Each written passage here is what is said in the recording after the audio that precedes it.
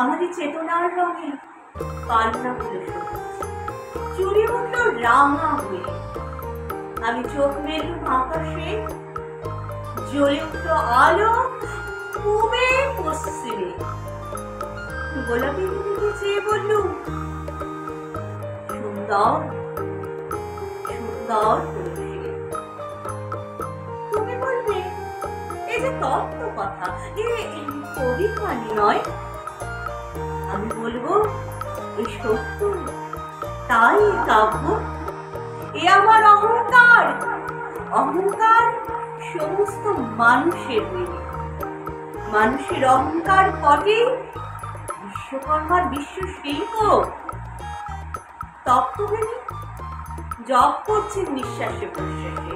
না না না, না পান্না, না চুরি, না আলো, না গোলাপ, না আমি, না তুমি। ওদিকে অসীম তিনি স্বয়ং করছেন সাধনা মানুষের সীমানায়, তাকেই বলে আমি।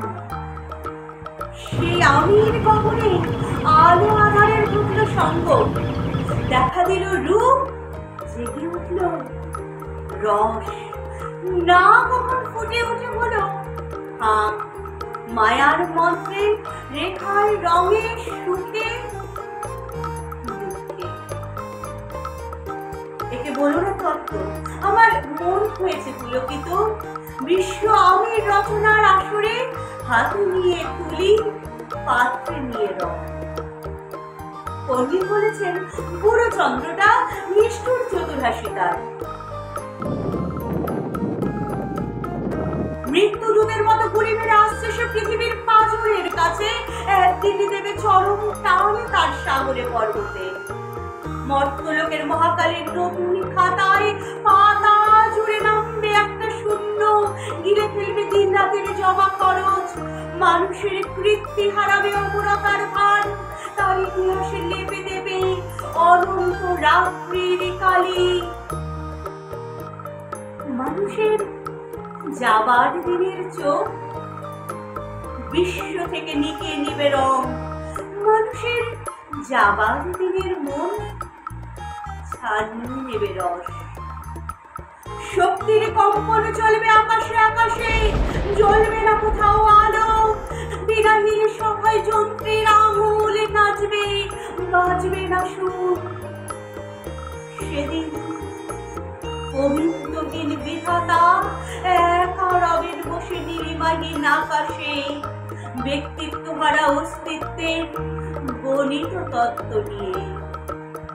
তখন বিরাট বিশ্বভুবনে দূরে দূরান্তে অনন্ত অসংখ্য লোকে লোকান্তরে এ বাণী ভুলিত হবে না কোনো কালে।